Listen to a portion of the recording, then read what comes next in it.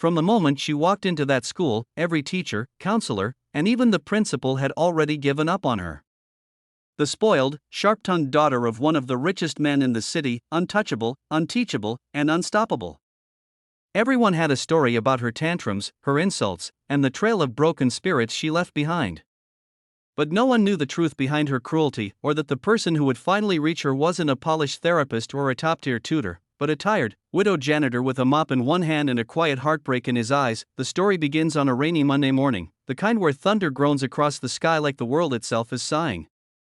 Thomas Hale, 43, arrived early to the school as always, pushing his squeaky cleaning cart down the empty hallway. His uniform smelled faintly of detergent, his shoes squeaked against the polished tiles, and in his pocket was a crumpled photo of his daughter, Lily, the only reason he still found the strength to wake up each day.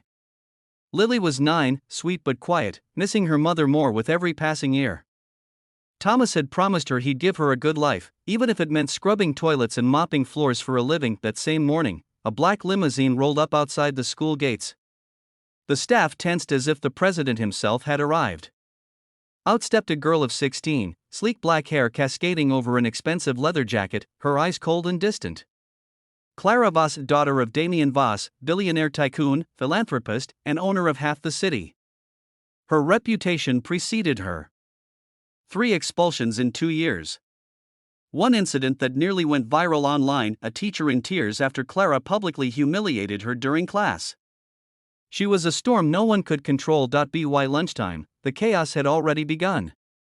She'd insulted 2 teachers, skipped class, and smashed a vase in the principal's office after being reprimanded. The staff were whispering already, she won't last a week here. But fate has strange ways of intertwining souls that should never have met. That afternoon, Thomas found Clara sitting alone in the hallway behind the gym, tossing pieces of paper into a puddle of dirty water. Her eyes were red, though she tried to hide it behind a glare that could cut glass. He almost ignored her. After all, she wasn't his problem, but something about the look in her eyes reminded him of Lily the night she lost her mother. That same broken defiance. Rough day? He asked softly, pushing his mop bucket past her. She scoffed, not even glancing up. Do you talk to every student sitting on the floor, or am I just lucky? He smiled faintly. Only the ones who look like they could use someone to listen. That caught her off guard. She looked up at him, her expression confused. No one ever spoke to her like that, calmly, without fear or judgment. Just a janitor, with tired eyes and gentle words. She wanted to snap back, to shove him away, but she didn't. Instead, she muttered, "You wouldn't understand." Thomas looked at her quietly. Maybe not. But I've cleaned up a lot of messes in my life, some spilled milk, some broken hearts. It's all the same once you've been through enough. And with that, he walked away. Something about those words stuck in her mind that night. The next day, she didn't skip class. She sat in the back, silent, distant, but watching him when he passed by in the hallway. There was something strange about him, this man who smiled despite having so little, who whistled while cleaning up after others, who seemed at peace in a world she hated. Days passed. Then weeks. Slowly, without realizing it, Clara began lingering in places she knew he'd be: the library after school, the cafeteria before class, pretending to be lost or bored. Sometimes they talked. Mostly, she just listened while he spoke softly about life, about how people carry pain like invisible luggage, about his daughter Lily who wanted to be an artist, about losing his wife to cancer and finding strength for the child who still needed him. Clara never told him about her own pain, about growing up in a mansion so big she couldn't hear her father's voice anymore. About being raised by nannies who called her Miss Voss instead of Clara.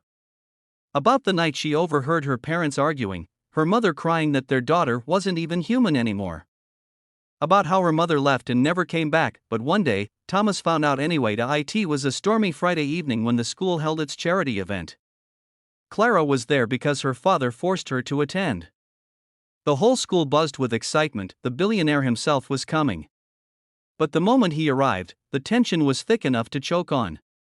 Damien Voss didn't even look at his daughter.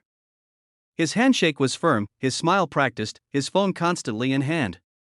Clara stood beside him like a shadow, unnoticed, unwanted. Halfway through the night, she snapped. When her father made a joke about donating money to fix broken kids, she threw her drink at the wall and screamed, "Maybe you should start with your own," before storming out. Cameras caught it. Everyone whispered. The perfect daughter of the perfect billionaire, broken before their eyes. Thomas found her again, this time sitting behind the school gym, drenched in rain, mascara running down her face. I ruined everything, she sobbed when she saw him. He'll send me away again.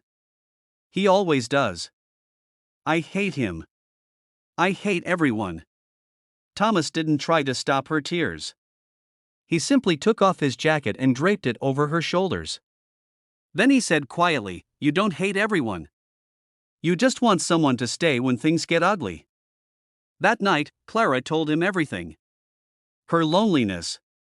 Her anger. Her fear that she was unlovable. And for the first time, someone didn't pity her or tell her to be better. He just listened. From that day, things began to change, slowly, painfully, beautifully. Thomas introduced her to Lily.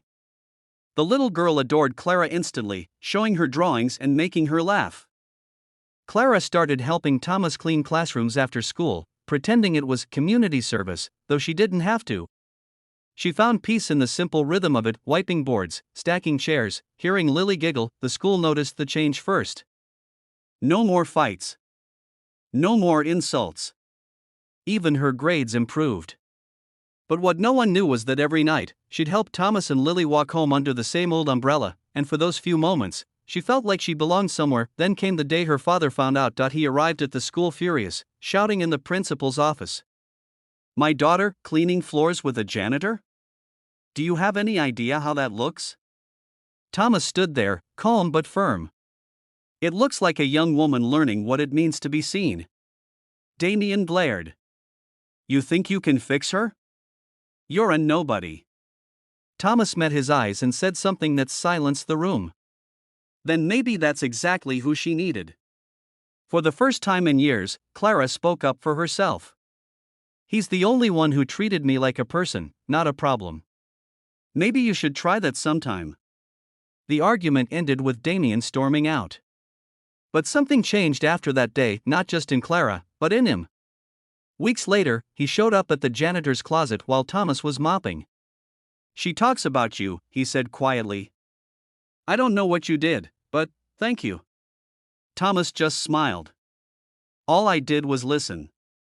Months later, Clara graduated, not just with good grades, but with something even rarer, peace. She got into an art school, started painting again, and spent weekends helping Thomas and Lily paint murals in the school hallways. The billionaire's daughter who no one could handle had finally found someone who saw past her walls. And the janitor who'd lost everything found, in her, a reminder that kindness still had the power to heal, because sometimes, it doesn't take riches, titles, or brilliance to change a life. Sometimes, it just takes one person who refuses to walk away, and that is how the impossible happened.